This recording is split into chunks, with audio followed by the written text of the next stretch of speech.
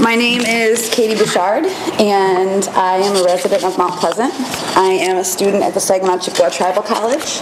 I am 30 years old, and I am the mother to two very beautiful children, Chloe and Anthony. I'm sure you've seen them running around Mount Pleasant before. When I volunteered to speak, I was asked to share two things. How I came to Islam and what I would like to see happen with the Muslim student organization.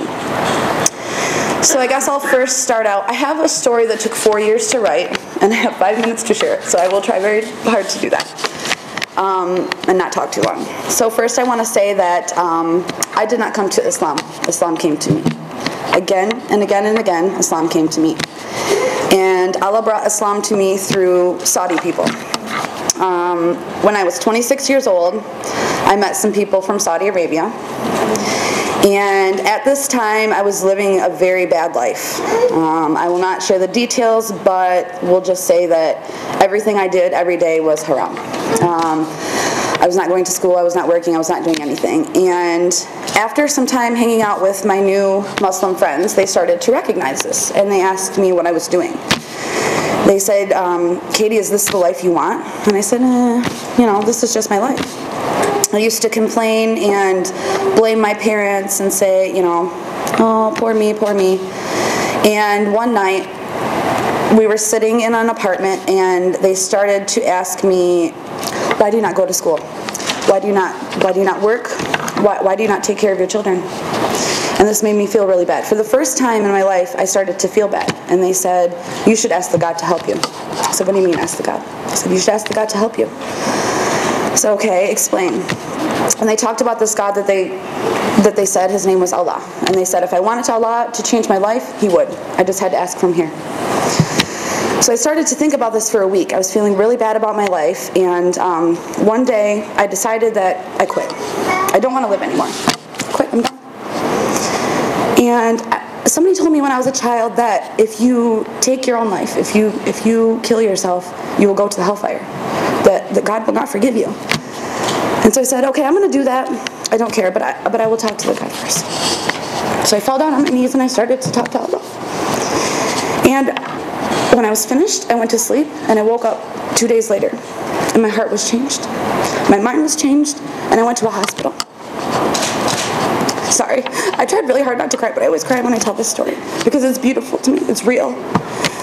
So I went to the hospital, and there was a man and a woman taking my information. They asked me, what happened? Why are you here? Tell us what happened this week. And I told them the story, and they started to cry. They're crying, I'm crying, everybody's crying. It's a big cry fest. And they said, do you understand what happened? And I said, no. And they said, do you understand this is God giving you a second chance? Do you understand that you tried to kill yourself and God saved you and he's giving you another chance? And I knew that this was true. So after I got out of the hospital, I went back to these Saudi people and I said, okay, show me. Show me Allah. Show me Islam. And they did. This took 4 years to happen. I converted to Islam in May of 2011 after about 1.5 years of studying Islam.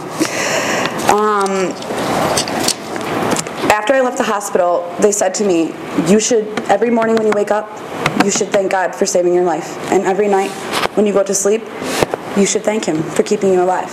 And I did this, and I didn't tell anybody, but when I woke up every morning, when I prayed, I fell to the floor like this. And I didn't know this is how Muslim people prayed, and this is how I knew it was right. And so I see my friend one day, he's in the bathroom, and he's washing his ears like this.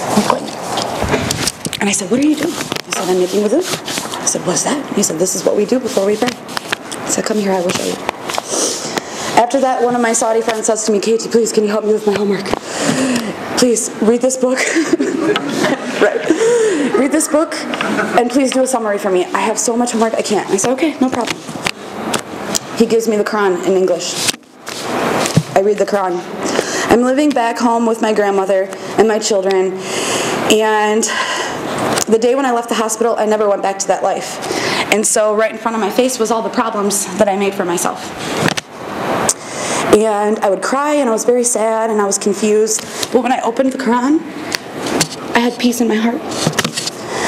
And I don't think that guy ever knows that that book made me fall in love with Islam. In this book I read, it said that Allah was forgiving and He was merciful. And I said, oh, I need that, because I did some bad things. And so I started to pray one night, and I said, okay, I think I'm Muslim. And so I started to pray to Allah and ask Him to show me a sign. And after I got up off my knees, I opened my computer, and there was a video that was sent to me by one of my Saudi friends, and it was a YouTube video of the Quran. And I still don't remember what it said, but it just told me that everything was going to be okay and that I was going on the right path. So I said my Shahada, and I started to pray every day, and I started to follow the 5 pillars of Islam. But my problem was, as soon as I put on the hijab, my family and friends did not approve. And that was very difficult for me. So I only had brothers, and I wasn't really comfortable all the time with them, so I don't have any family, I don't have any sisters, and I was very, very sad. So I got really sick, and I went to the hospital. And also another thing, I couldn't pray in Arabic, and I was very sad about this. And I was in the hospital, and 2 of my brothers came with me and sat with me all night and taught me Al-Fatiha. And they sat there with me until I memorized it, and that made me feel better. So skip forward 4 years, because I'm sorry. But this year is very special to me, because at the beginning of the summer, I started to get sad because Ramadan was coming. The last 3 years I lived with a Saudi family, and they went back to Saudi Arabia, and I started to live by myself. And I was getting very sad because Ramadan was coming. And I asked one of the brothers, I told one of the brothers this, and he said, okay, I'm going to make a phone call. So okay. In 1 week I had 11 messages from people at the masjid here in Mount Pleasant, and sisters coming to my house and taking me to the masjid and taking me to events. And I'm really, really grateful for that, because now I have sisters. I have brothers, but I have sisters now, and that's so important to me. And I'm really, really grateful. And so when you ask me what I wanted to see with the Muslim Association, is stuff like this, because it's really difficult for an American citizen, a convert,